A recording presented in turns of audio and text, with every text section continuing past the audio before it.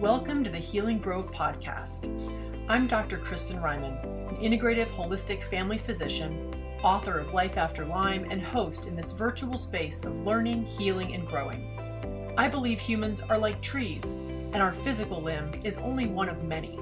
Health on all limbs of the tree, emotional, conceptual, social, spiritual, is absolutely required for the whole tree that is you to be vibrantly well. I created the Healing Grove podcast as a place to showcase some of the world's best integrative and holistic medicine, to expose you to transformative tools and mindset shifts for all limbs of your tree. I hope you enjoy our conversation in the Healing Grove today as much as I enjoyed having it. Hi, Scott. Welcome. Thanks so much. Thank you so much for being here. I can't wait to introduce you to this audience. So here it goes. Everybody, this is Scott Forsgren. He's a health coach, a blogger, a podcaster, a health writer, and an advocate. He's the editor and founder of betterhealthguy.com, where he shares his 22-year journey through the world of Lyme disease, mold illness, and the myriad of factors that chronic illness often entails. And I've sent probably many of you to that website, so you already know about the site. His podcast, Better Health Guy blogcast, interviews many of the leaders in the field and is available on his website, betterhealthguy.com, and on YouTube, iTunes, Google Play, Stitcher, and Spotify. Scott's been interviewed on numerous podcasts himself and has lectured on his recovery from chronic illness at conferences and on several online summits, many of which I've been able to watch, and even in person, it's awesome to see him talk. He's written for the Townsend Letter and other publications as well, and he's the co-founder of the Forum for Integrative Medicine, which hosts an annual conference bringing together some of the top integrative practitioners to share practical tools for treating complex chronic illness. He serves on the board of directors of Limelight Foundation, which provides treatment grants to children and young adults recovering from Lyme disease.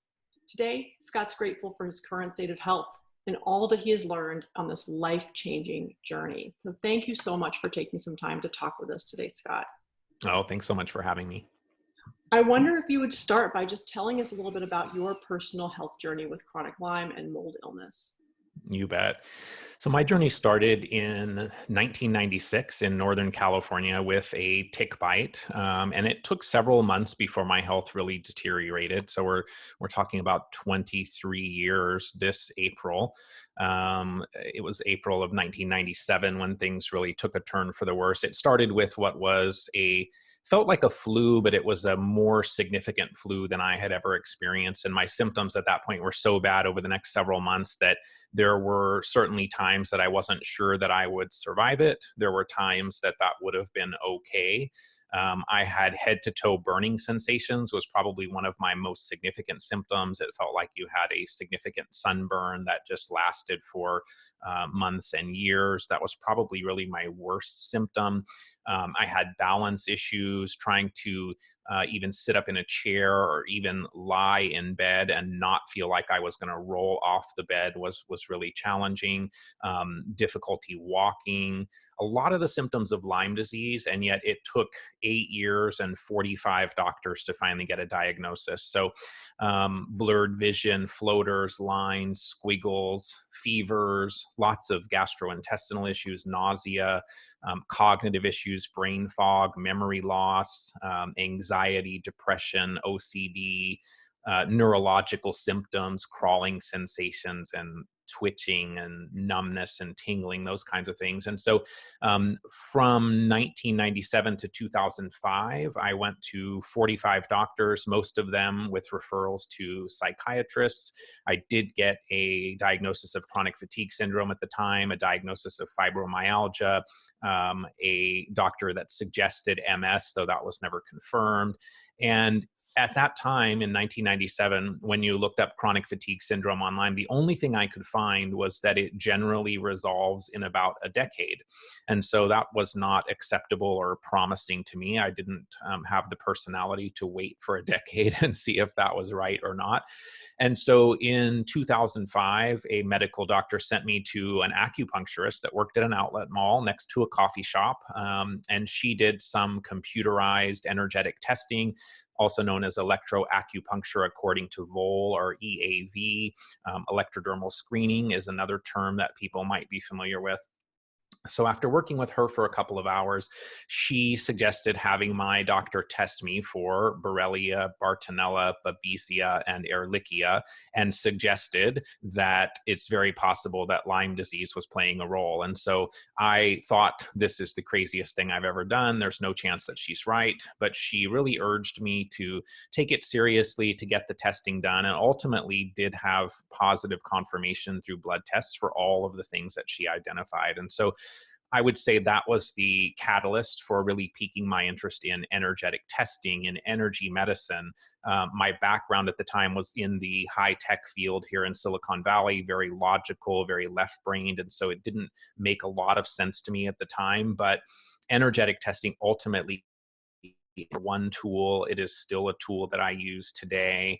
I think one of the messages for me in this journey is it's really important to keep an open mind in order to recover our health from something complex like Lyme disease or mold illness.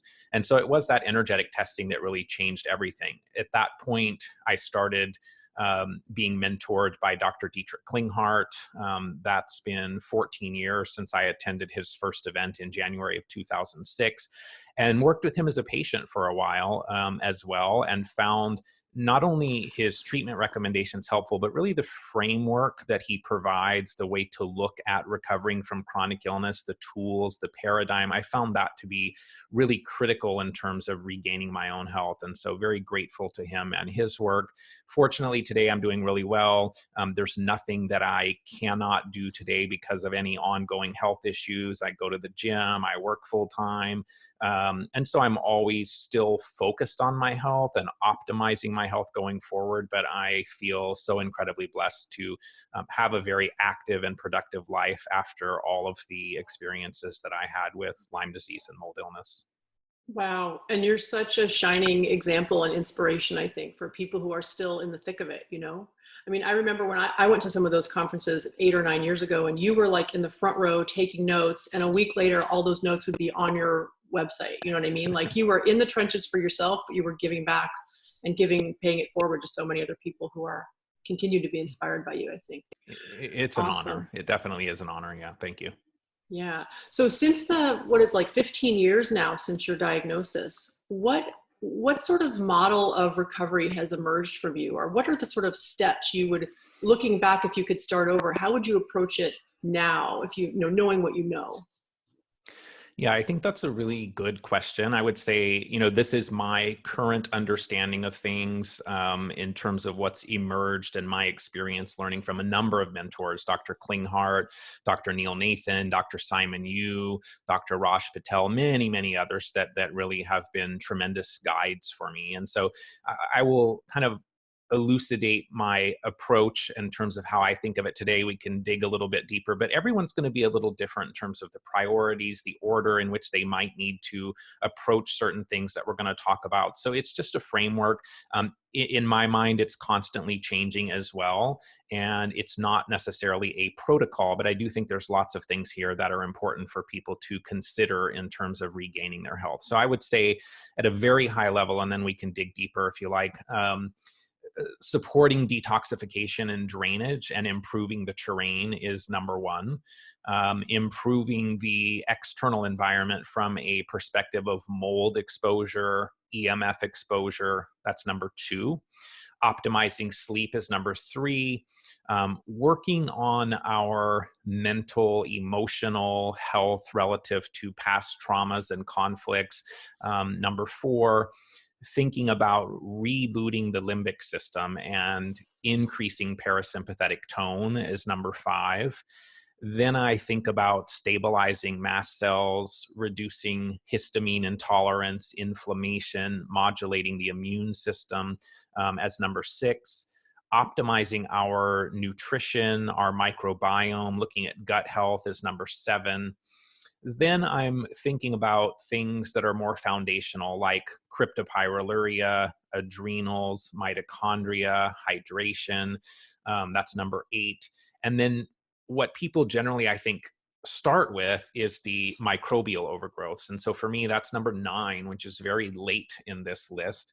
But looking at viruses and retroviral activation and parasites or SIBO, fungal colonization, yeast, Lyme and co-infections, maybe biofilms, all of that comes very late in the process in my mind. And then dental contributors is what I think of as number 10. In some cases, that may be much more critical and may need to be earlier in the process, but I put it in the list because I think for some people it is important to explore this in order to get their health back. And then finally, number 11 is what I think of regeneration and restoration. So by the time we've gone through something like Lyme disease and mold illness, often for many years, in some cases, many decades, I think there's some repair work that we need to do to really support the body in optimizing health as well. Awesome. That is a sweeping overview. And I love that the bugs come in step 9. In my book, chapter 9 is where I start to talk about the bugs. So we're totally in alignment with the need to rebuild the terrain and deal with the emotional stuff and kind of create the foundation for healing. Absolutely. I love your algorithm there. And I want to like dig into all of them. I'm not sure we're going to have time, but let's just start at the top. I want to hear about detoxification and drainage because that is an undersung hero of any recovery. And I think a lot of people who haven't heard about it, certainly would benefit from hearing about it from you. What's the difference, for example, between detoxification, drainage? Like, what does that even mean?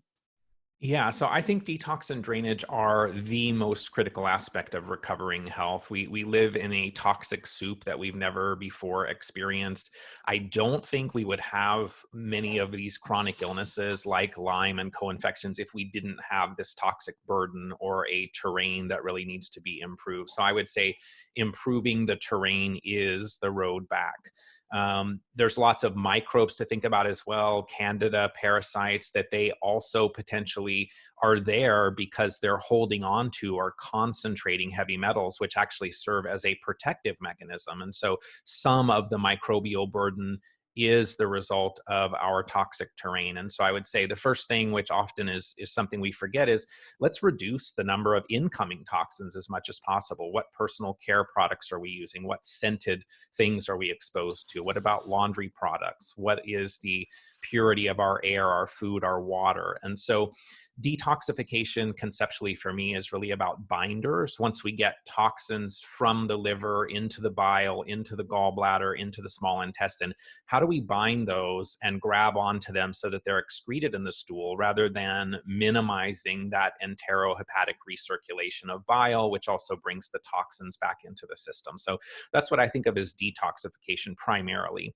And then drainage is really more about supporting our body's own innate ability to process and excrete toxins. So there I'm thinking of things like liver, kidney, lymph, extracellular matrix or interstitium, the colon, the skin, the lungs. How do we optimize the emunctories or the exit routes, making that a very early priority?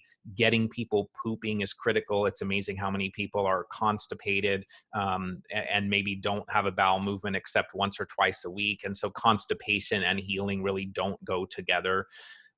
We also want to think about the gallbladder, so keeping the bile moving from the liver into the gallbladder, the small intestine, and then hopefully with the binders out of the body, and really supporting that, what some call phase 2.5 detox, so that the toxins are not getting dumped back into the bloodstream, which could present itself similarly to a Herxheimer reaction. And then thinking about, there's so many good binders. I love Takasumi Supreme from Supreme Nutrition. I'm a big fan of the bioactive carbons from Microbe Formulas with Dr. Todd Watts and Jay Davidson. Beyond Balance has a great binder. There's zeolite, bentonite, clay, charcoal, so many different chlorella as well. Lots of tools that people can use. And then in the drainage realm, I'm thinking generally more homeopathic, though herbs can be really great here as well. So liver, kidney, lymph, homeopathic remedies like energetics or picana or desbio. I really like some of the tools from BioRay, which are more herbal, milk thistle, dandelion, solidago, red root, those types of things can be fantastic. Bitters for supporting the gallbladder really can be fantastic as well. And then I think there's a place for trace minerals in detoxification and drainage support. So making sure we're getting enough trace minerals. Silica is another mineral that can be great in supporting the excretion of metals, particularly aluminum. And so I think the other tools that we can explore here can be very helpful, are things like coffee enemas, which quite honestly are very high on my list of things that got me through this journey. Colon hydrotherapy, ionic foot baths, castor oil packs, even something as simple as oil pulling can be really helpful over the long term. Medically supervised liver gallbladder flushes in some cases can be great. I don't think they're a do-it-yourself kind of thing without some conversation with your doctor. Saunas also helpful, but I would say that saunas, you have to make sure that it's the right time. If somebody's not sweating, has adrenal issues, potentially the sauna is actually stirring up toxins in the body as well. So you want to make sure that detox and drainage piece is put in place so the body can eliminate before you really get into doing too much sauna. But those are kind of the things that come to mind for me in the detox and drainage realm. Awesome. That was a comprehensive masterclass. So before we go on to the next question, I just want to say for the listening audience, nobody freak out. Just let this wash over you. You don't have to do all this stuff. You don't have to like write it all down. You'll be able to access this again. This is going to be like your big picture overview with a lot of details that you can pick up later because it's such good information. I don't want to like put the stop on it. So number 2, let's talk about the next thing you said in your protocol or in your regimen. You think about the external environment. I know for you, mold was a really big deal, but what are some of the other things that people should look out for? Yeah, so I would say our internal environment is only going to be as healthy as our external environment. So many of us, I think, are sick today because our external environment has become so incredibly toxic. So we can take lots of supplements, but if our external environment at home, in our school, in our workplace, if those are our kryptonite, then we will never again regain our superhero status. So we really have to, I think, first look at mold. I think that is one of the most important external toxins to consider. There's other things in the soup of stressors in water damaged buildings that we could talk about as well. But for now, we'll just generalize it and say mold. I think many people dealing with chronic Lyme, mold is a significant issue. It probably in many cases is more important than chasing the Lyme microbes. And I would say that if you look in the history of someone with chronic Lyme, it's very common to find a mold exposure in their history that has not been addressed. Testing is tricky. There's not a perfect test. I think testing the environment, mycometrics or envirobiomics have the ERMI or environmental relative moldiness index. Those can be great tools. The immunolytics company has some plates you can put out. If someone is really struggling and can afford to do it, I would say get an IEP or indoor environmental professional to come and actually do an inspection. There are some tests emerging that we can do, like Great Plains has the mycotox, looking at the mycotoxin burden in the urine. It is debated. I personally do like it. There's some antibody testing that can be done looking for antibodies to mycotoxins through My Mycolab, which is a newer test in my exploration, but something that I'm interested in as well. That's with Dr. Andrew Campbell. And so I think once we identify an exposure, then we either remediate it or we move to a new environment that is going to be more supportive of our health restoration. It's definitely not an easy process, but it is something that we do have to do. Ideally, it comes very early in the recovery process. So getting into Lyme and all of that stuff without looking at the potential for mold, I think is a great disservice. So I would urge people to do that very early. That's why I put it very early in kind of the framework that we're talking about. Air filtration, I think, can be helpful. I don't think it's the solution. So I think the source of the exposure needs to be removed. I think of mold kind of like cancer, that if there's a tumor, you ideally want to remove the tumor before you start chemotherapy or other types of treatments. And so air filtration, I think, is helpful, but not the solution. And then eliminating the exposure and incorporating binders are really the places that we talk about at this point. So for mold, I like microbe formulas. Biotox is great. Beyond Balance has Toxie's Bind or Pro Myco. Takasumi Supreme, very helpful. I do think some people benefit from cholestyramine, but I would say that the natural options in my observation have been very successful for people if the source of the exposure has been addressed. If they still have an ongoing exposure, cholestyramine may still be helpful for those people. And then when we talk later about the microbes, we may need to think about fungal or mold colonization. So if we've been breathing in aspergillus, for example, could we have colonization in the sinuses and in the gut? Could we have our own mycotoxin producing factory, even if our environment now is very clean externally? I think that is possible. And when mold exposure has been ruled out or addressed, I think a very significant roadblock to recovery has been removed. I cannot understate how important this is for people to explore. So definitely urge people. It will save years in terms of your struggle and recovery. I wish I had known about it years earlier.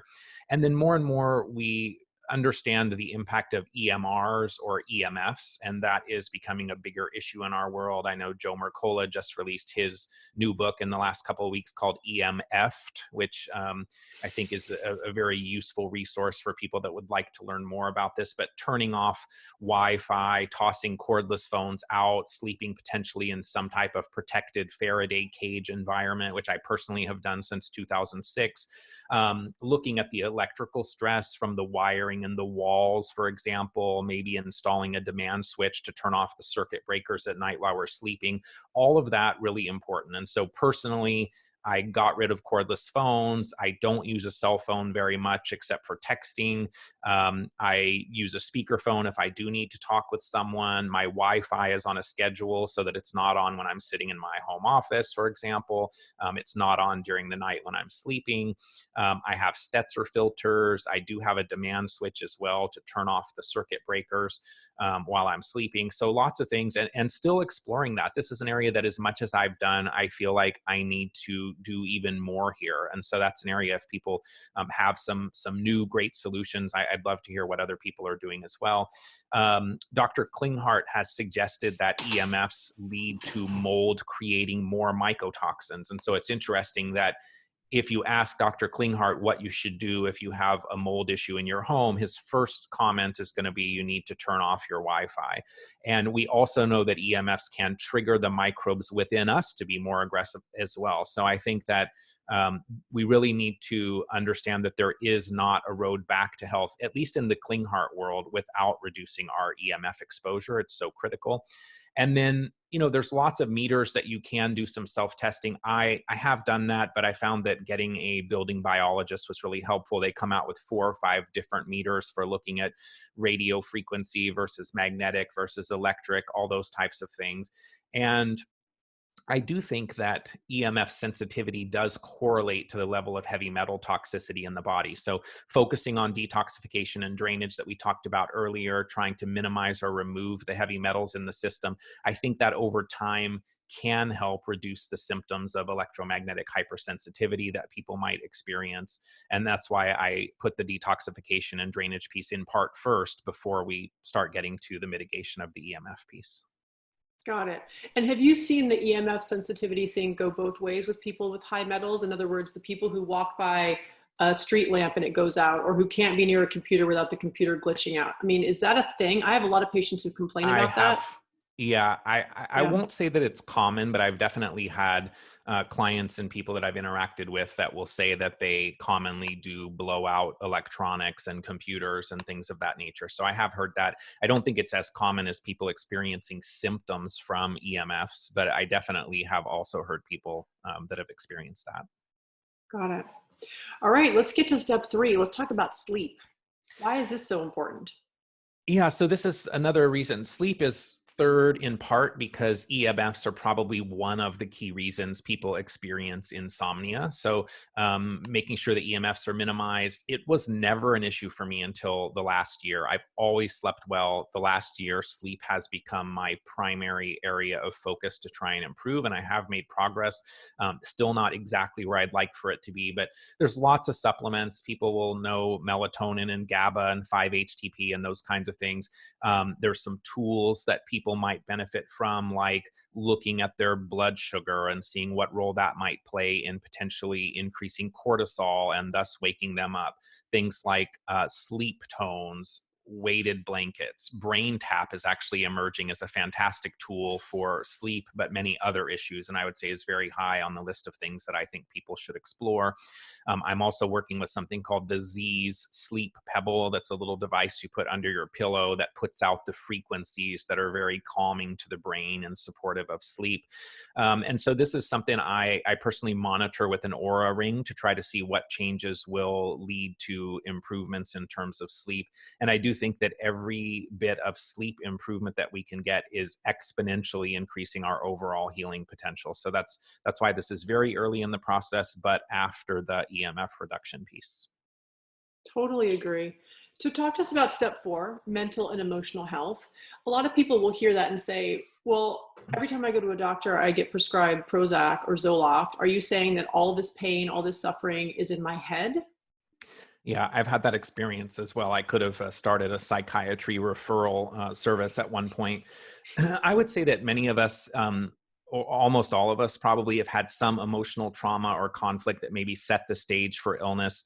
I would also say that maybe there wasn't something that was a predecessor to the illness, but that we were so invalidated by the medical community, by our friends, by our family, that their physical illness actually then creates an emotional trauma. So either way, I think we have to explore it to maximize our health improvement. We all have emotional issues to work through, and accepting that, to me, doesn't mean that the illness is in our head, but our mental and emotional health certainly do play a role in the development of physical illnesses. So my observation, and this fits perfectly for me as well, is I think many people in this chronic illness community, Lyme community, are type A plus personalities, overachievers, perfectionists. I think a lot of people also don't necessarily feel they deserve to be well. And so I joke now that I'm a type A minus personality, and that's about as good as it is at this point, but that's a huge step for me. Cultivating healthy relationships, eliminating toxic people from our lives, finding every way to experience joy, I think is critical. We want to do everything we can also to not identify with the illness, to not become it. It is a part of us and our experience, but it is not us. And then looking at Dr. Klinghart's 5 levels of healing model, this is really the 3rd level. And so shifts at this level are much more powerful than taking another supplement, which is the physical level of his model. So some of the tools that I think are worth exploring, things like EMDR, applied psychoneurobiology, psychokinesiology. Those last 2 are Dr. Klinghart created tools, EFT, emotion code. And for people that really want to explore this, I would really recommend Amy Scher's book, How to Heal Yourself When No One Else Can. It's a fantastic look at how we can use tools on our own to help deal with the energetic imprint that our past emotional traumas and conflicts leave on us. And so I definitely would urge people to look at the mental emotional realm as well, because I think that really can accelerate our healing process. Beautiful. And I think this plays into step 5, which is the reboot of the limbic system, right? And tonifying or strengthening the parasympathetic nervous system, because when we store emotional trauma, we can sometimes get switched and stuck in a place that isn't the healing and rest and digest part of the nervous system, but the fight or flight. So talk to us about step 5. Yeah, I totally agree. So, this is a step that could make sense elsewhere in this list that we're going through. I think it's going to depend on what each person's situation is. But the limbic system is the hypothalamus, the hippocampus, the amygdala, the cingulate cortex. So it's what's termed the feeling and reacting brain. It's also how we sense safety in our surroundings in terms of things that we smell or see or hear or taste. It's thought of as kind of the alarm center or anxiety switch. And so it impacts our immune system, our hormonal system, the autonomic nervous system, which regulates blood pressure, heart rate, breathing, digestion. So it is very critical.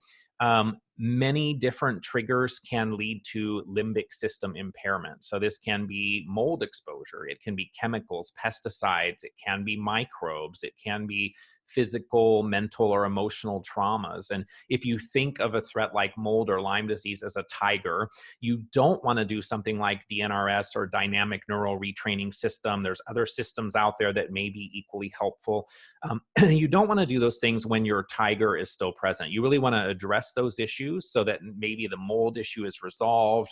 It's now a kitten in your life, but your limbic system is still seeing it as a tiger. And so you then use DNRS to kind of reboot the limbic system so it recognizes the threat as in terms of what it actually is, which now is a kitten, and doesn't have that same stress response as saying, oh my gosh, it's still a tiger.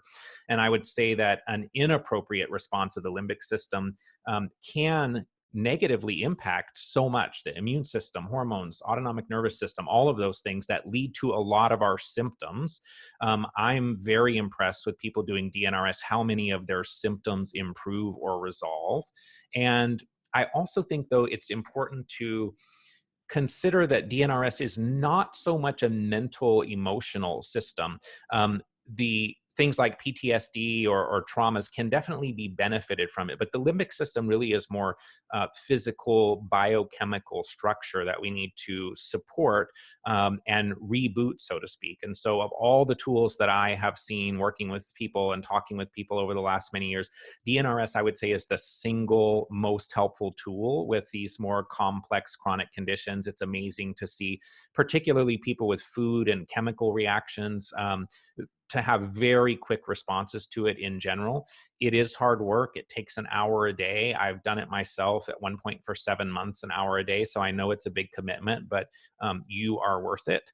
And there are other tools that I think can be explored as well. Brain tap, which I mentioned, is more of a passive way of supporting the parasympathetic nervous system.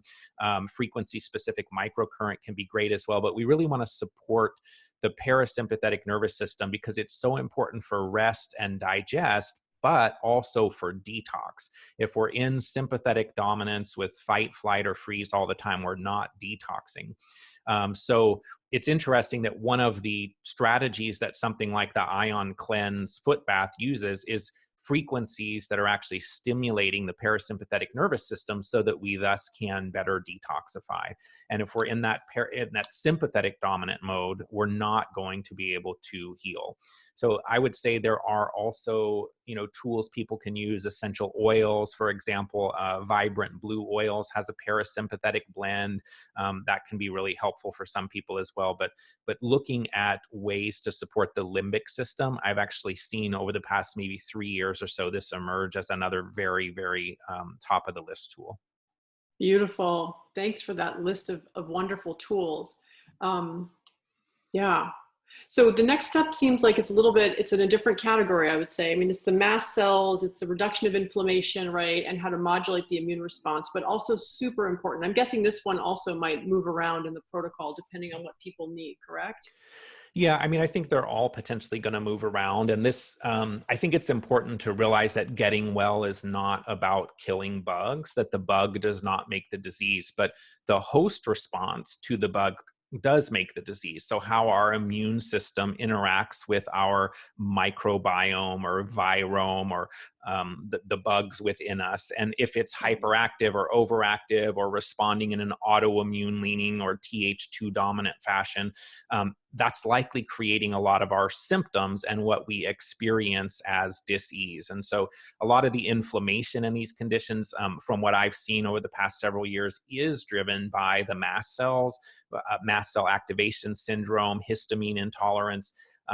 There are many triggers for mast cell activation, unfortunately. So mold can be one, parasites, Lyme disease, environmental toxins, medications, foods, supplements, even a change in temperature can trigger mast cells, physical stress, emotional stress. Interestingly, EMFs, and I think over time we will find that EMFs are one of the more primary triggers for mast cell activation. And I was really, I've heard a lot over the years at all of these conferences, but even I was taken aback when I heard Dr. Theo Herides at a conference last year say that mast cells are 10 times more activated in the presence of a cell phone. That to me was mind-boggling. And so another reason we need to minimize EMF exposure. It does contribute to inflammation in the body. I think a low histamine diet can be very helpful, not for everybody, but for many people, it's very significant. If people are interested in that, there is an article that was in the Townsend letter that's on my website that I co-authored with Dr. Raj Patel and Dr. Talia Farshan that goes into great detail, including a list of what they generally recommend for their patients. But people are surprised that things we think are healthy are a potential problem for mast cell activation syndrome patients. So kombucha, avocados, bone broth, fermented foods, all of the things that 5 years ago we thought, oh my gosh, this is the path to healing. Well, it may not be. So definitely important to look at whether we're getting a lot of those high histamine foods and potentially reducing those. And then looking at mast cell stabilizers, histamine reducers, things like quercetin, luteolin, holy basil. Neuroprotect is a product that was formulated by Dr. Theo Herides that I like a lot. Probiotic Histamine X from Dr. Ben Lynch I find to be fantastic. Quicksilver Hista Aid from Dr. Chris Shade, also very helpful. And then people may benefit from things like ketotifen or chromalin, maybe DAO, though I don't see that being commonly helpful. And then also, as people are treating the mast cell activation, there are notable shifts in terms of how people feel. So you want to simultaneously remove the triggers while you're working on this piece to minimize the symptoms, the inflammation. And then looking at immune modulation as well, I think ties into this. So is there a place for things like low-dose naltrexone, low-dose immunotherapy, such as Dr. Ty Vincent's approach, homeopathy, a number of different products that various companies like Beyond Balance has a product called IMN Calm that I would think of in this realm. Peptides like thymosin alpha-1, thymosin beta-4, those types of things may play a role as well. And so I think it's important to recognize that the immune system is not necessarily something that we need to boost, but it's more about modulation, about calming, about integrating with our microbiome, and not so much something that we just want to amp up, because if it is hyperactive, we're just going to make that situation worse. Well, I mean, a Herxheimer, for example, is really just a lot of inflammation from your immune system doing its job, or the antibiotics or the herbs or whatever you're taking doing their job, right? So there's this balance that needs to be struck. What are your thoughts on, a lot of people are talking about the genetic underpinnings of the sort of mast cell disorders as we're seeing them today. I mean, so many people have these really exuberant reactions to killing the bugs, for example. And you can argue that they haven't done their detox work yet and other stuff, but I think there's a tendency for people to want to point to the genetics and say, well, I have this underlying disorder, which is going to make my mast cells unhappy.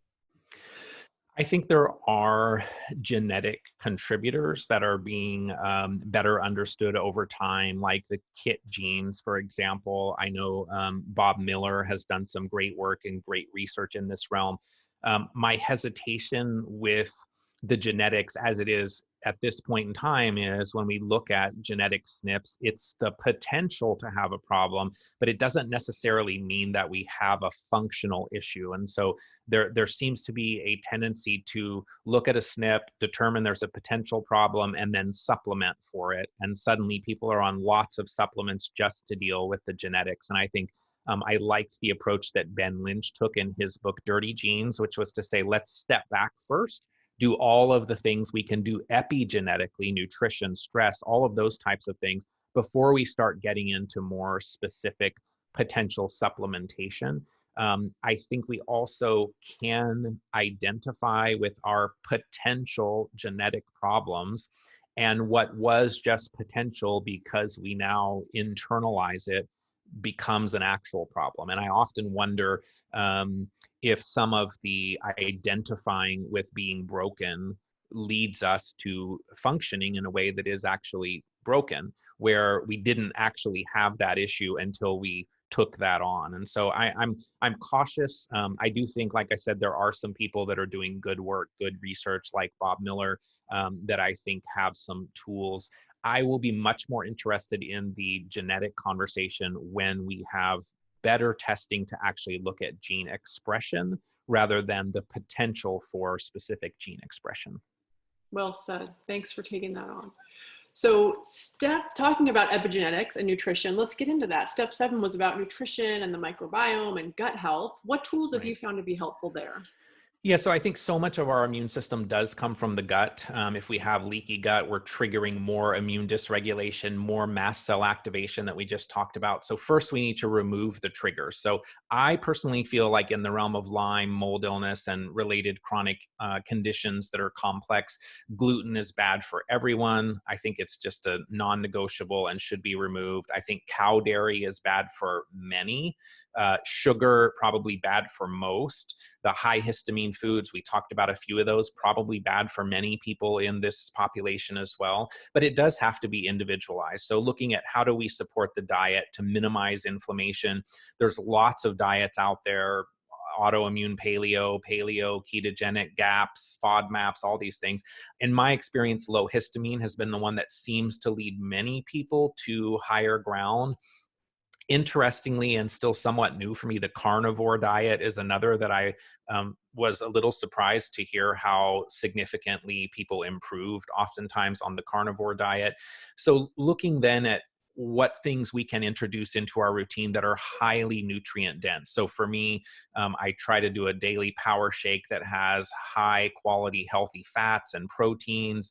Collagen powder may not be great for everyone because it can be involved in that histamine conversation.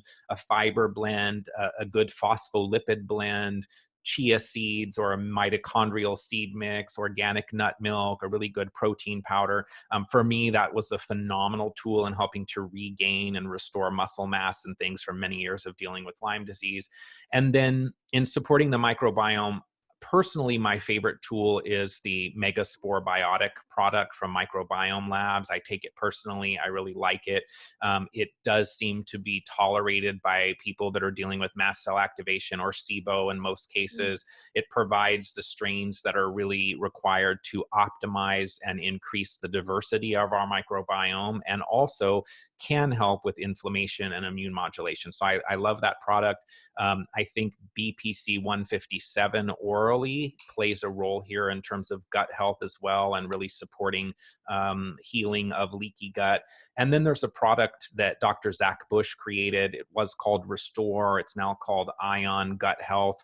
That is a tool that over the long term seems to be helpful for people in really supporting the gastrointestinal system. Colostrum can be great as well, but in some people, if you take too much colostrum, you trigger the immune system, you trigger the inflammation. So in my experience, that has to be started slowly, but can also be helpful in this realm of supporting the gut and optimizing our nutrition. Awesome. Your shake sounds like we might need to get a recipe on that. It's so good too. It's like a liquid brownie every morning. Okay, I want a piece of that. Let's go on to step 8. So this is the foundational support dealing with KPU, adrenals, mitochondria. What is KPU? A lot of people haven't heard of that at all. Yeah, so this step is still a little bit of a mix of things, and I might evolve it in some way. But Kryptopyroluria, this concept has been around for a long time, many decades actually. But Dr. Klinghardt was the one that suggested that about 80% of people that he was working with Lyme disease had Kryptopyroluria. So essentially, it's a loss of zinc and B vitamins that are needed to support the immune system. So we're peeing them out essentially. Our white blood cells then are like an army without bullets. And so I have written, co-authored with Dr. Klinghardt, 2 articles on this that are available on my website as well that go into a lot more detail. I think it is a foundational piece, but I would also urge people to be cautious and slow about how they implement the tools to address it. So zinc is a primary one. I personally use a combination product from BioPure called Core-S that is a formulation from Dr. Klinghardt, but people can also do the individual nutrients as well. If you supplement zinc too quickly, you can increase inflammation, you can lead to metals being released in the body, you can increase MMP9. So people need to kind of start slowly there. But it is what I think of as a foundational tool. I've been supporting it for over a decade personally. The adrenals can be important.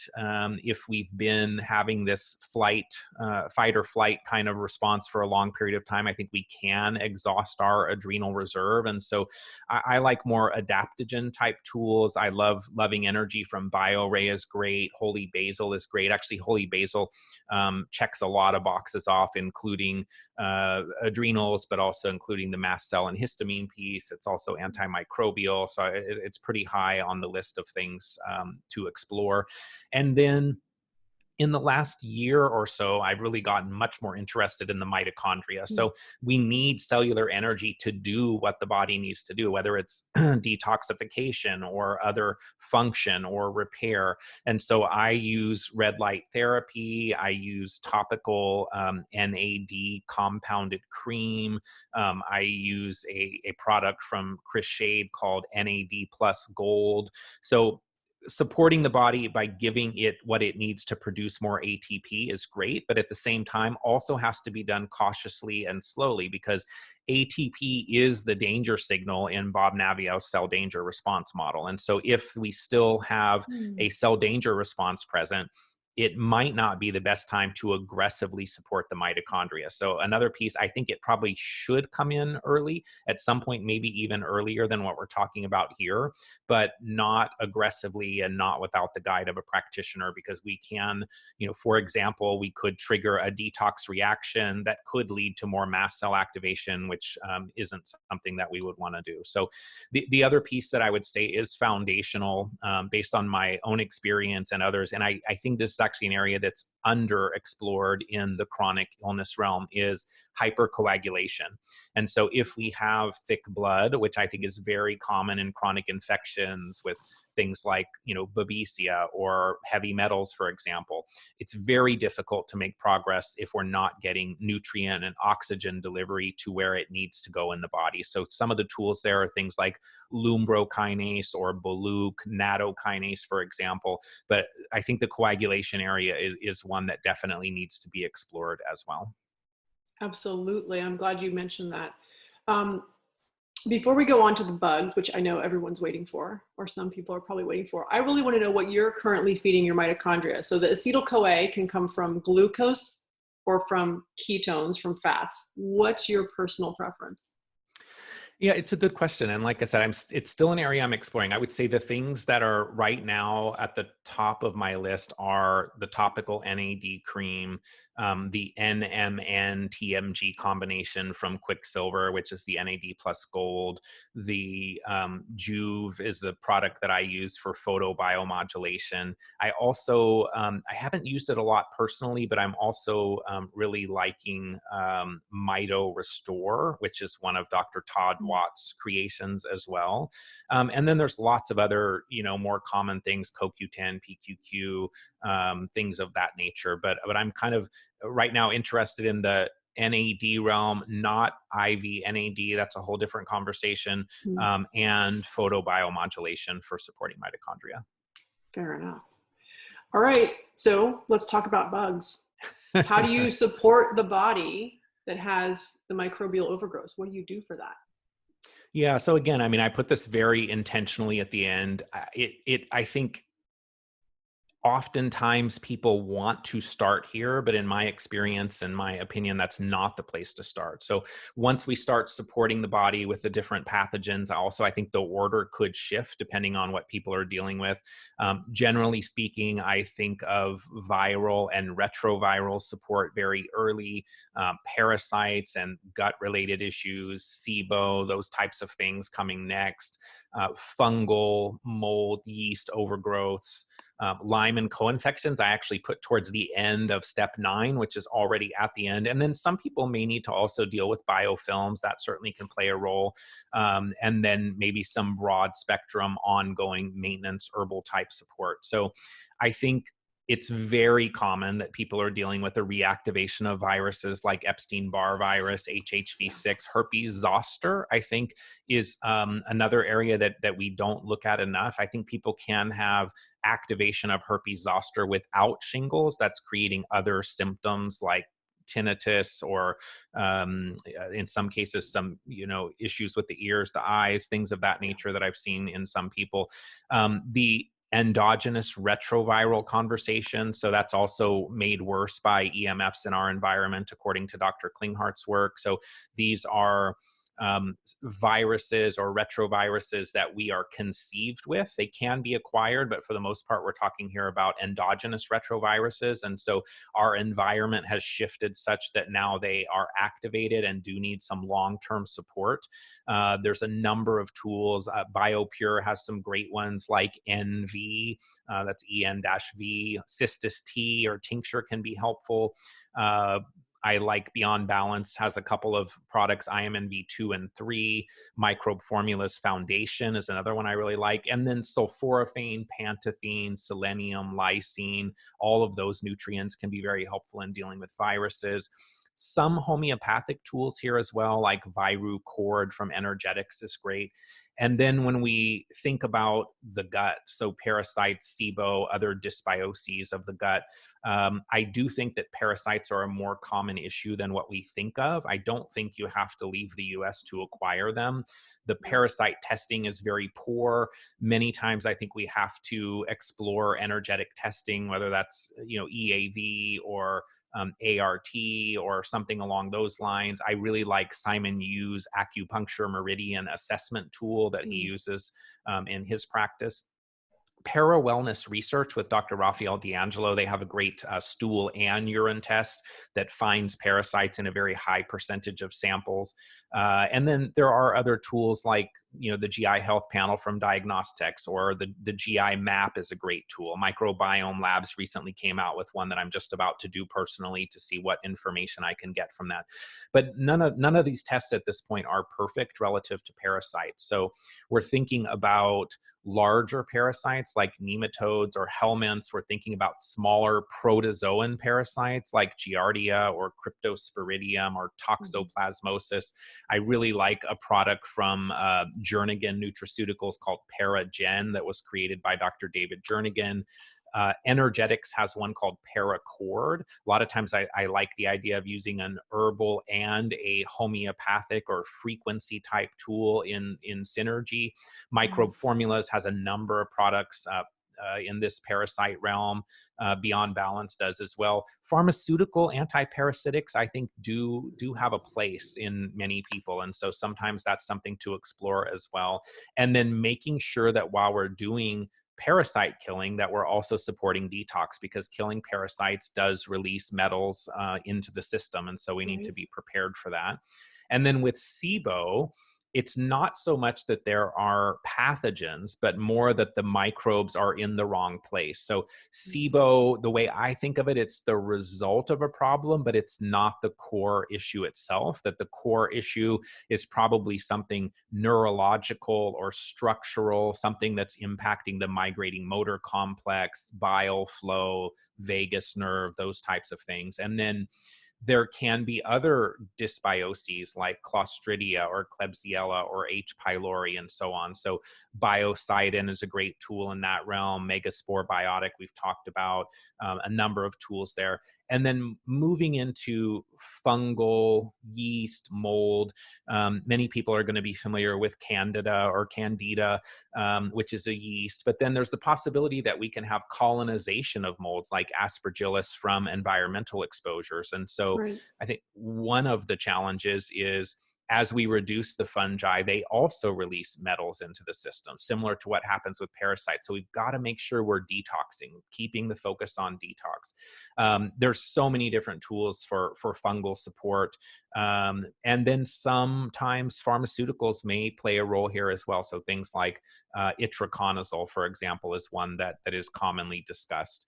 And lastly, Lyme and co-infections. So if we're looking at Borrelia, Babesia, Bartonella, opportunistic infections that often are involved as well, like Mycoplasma or Chlamydia pneumoniae. With those, I think it's best to really start with more targeted herbal solutions. So either Beyond Balance, Byron White, something like that. I think we can get too broad initially and really create too much die-off. And so kind of trying to be methodical about how we're unlayering things so that the body can tolerate it. I think that also gives the practitioner more insight in terms of what made someone feel better or worse. And maybe that is then a more significant priority for a particular person. And then once the Lyme and co-infections has been addressed, I think then we can move on to these broader spectrum herbal tools. We can start thinking about biofilms, lots of tools there.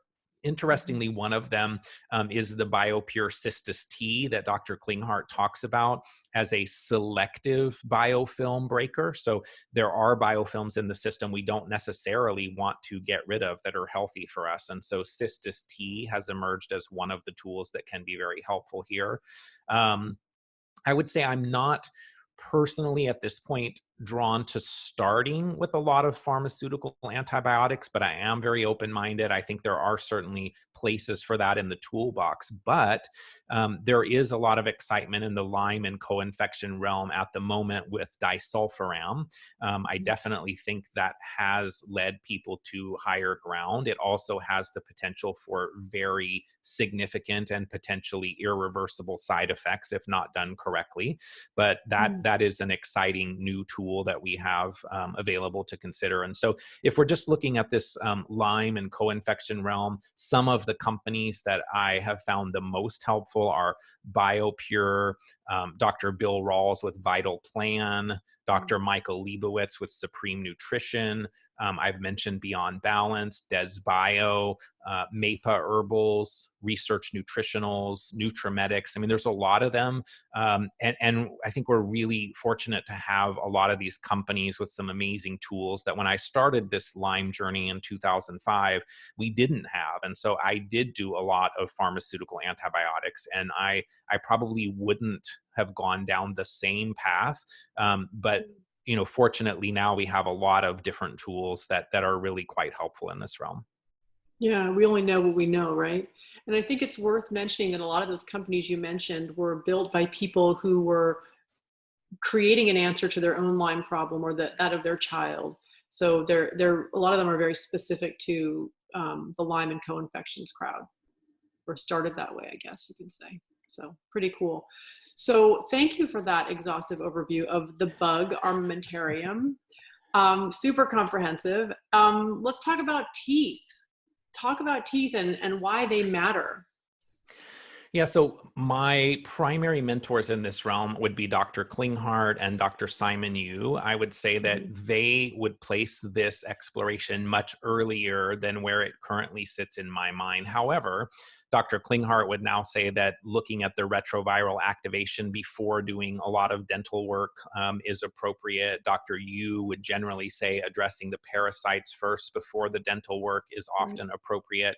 So I've seen people do dental work before they were ready, or maybe doing it with someone that was not biological enough and make things actually worse. I do think that the dental work in many cases can be invasive depending on what people are dealing with. So I tend to think getting the body a little better supported before jumping into some of this realm is often appropriate, but there are some people that are going to need to explore this earlier. So amalgams, root canals, cavitations, those can certainly be significant stressors on the body.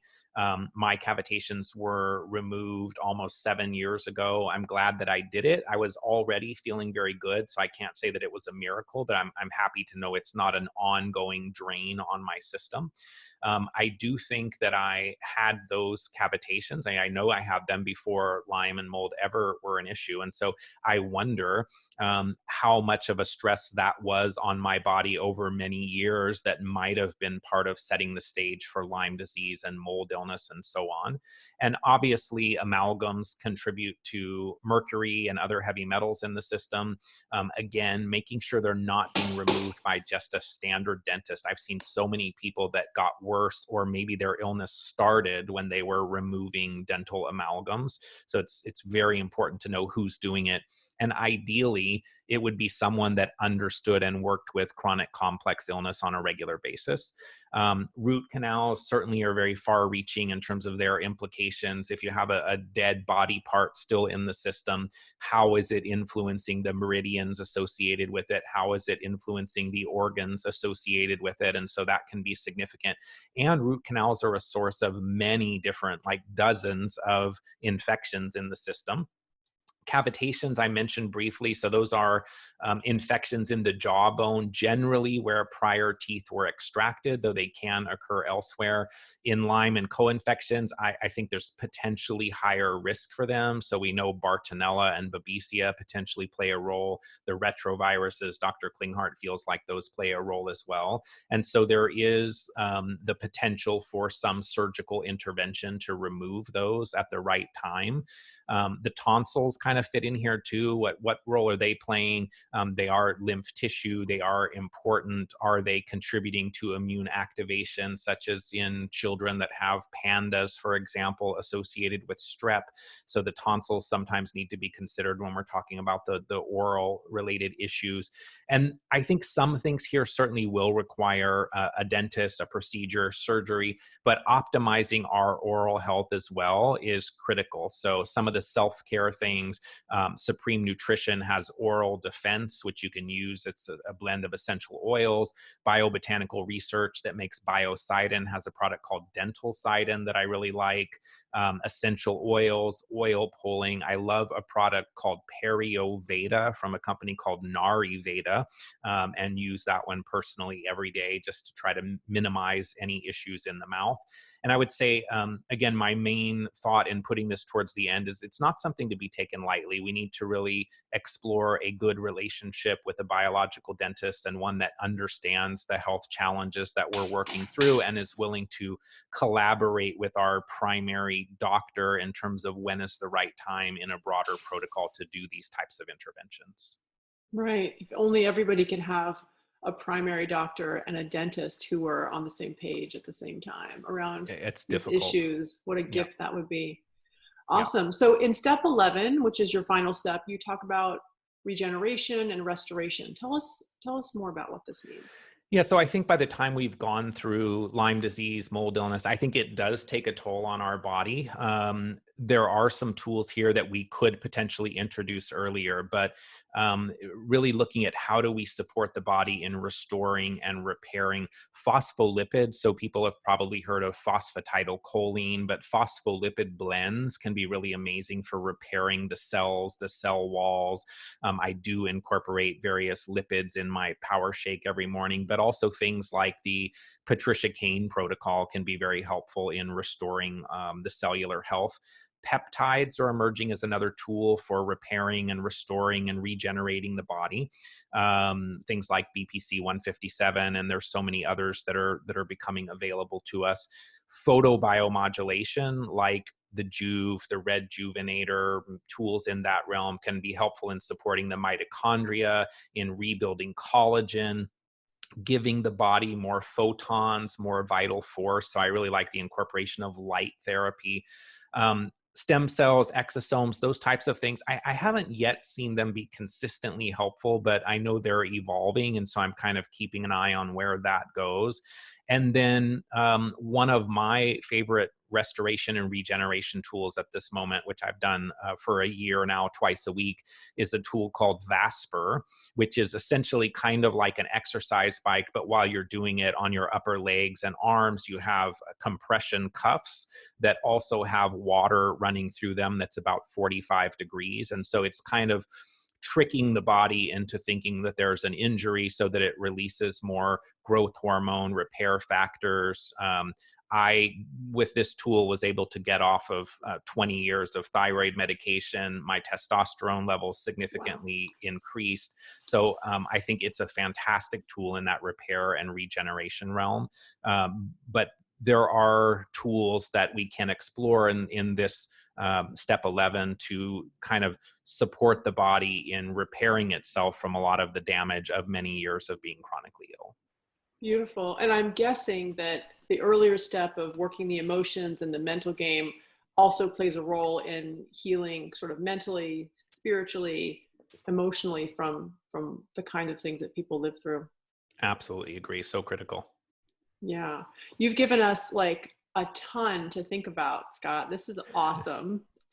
It's like you're like an encyclopedia for how to recover from complex chronic badness. And I'm so grateful that you've shared all this with us. But before we end, I just want to know, is there anything else you'd like to say to this audience of people who might be still feeling stuck in the mud with all this stuff? And yeah, so first, it's an honor for me to be here. I would say, don't let the process be overwhelming. You don't have to understand all of this today. There's a lot, obviously, that I am still learning and don't yet understand. So it's nice that we can talk about frameworks like this, but it's not intended to be overwhelming. It's a step-by-step kind of process. I think there are many reasons today to have hope more than ever in the realm of Lyme disease and mold illness. There's so many great new tools that are becoming available to us. So I would say don't lose hope. I think people are and can get better. For practitioners that are listening, I am involved in an annual event with the Forum for Integrative Medicine. We'd love to have people join the conversation there as well. If you're interested, it's forumforintegrativemedicine.org. And then I'm also involved with the Limelight Foundation, where we provide treatment grants to children and young adults 25 and under so that they can access medical care for Lyme disease. I've been honored to be working with them for 7 years. We've given out over $5 million now in treatment grants to people in 49 states. And so if someone listening is in need of a treatment grant or is in a position to support that work, they can find out more at limelightfoundation.org. And again, don't lose hope. Don't give up. So much is changing in our understanding of these conditions over the last many years. New tools are emerging. New solutions are emerging. There is a lot to be hopeful about, and people do get better. Awesome. Perfect place to end. Thank you so much, Scott. Thank you. I hope you enjoyed this episode of the Healing Grove podcast. If you liked it, please be sure to like and subscribe. And if you want to deepen your experience further, consider grabbing a copy of the Healing Grove Playbook. With journal prompts for this podcast and 41 others, it's the perfect place to record your learnings, keep track of the tools you explore, and reflect on your own experience. Finally, it's important to mention that even though I am a doctor, nothing you hear on this podcast, whether from myself or my guests, constitutes medical advice. Any intervention you try should always be discussed with and supervised by a trusted member of your own healing team. Thanks for listening, and see you next time in the Healing Grove.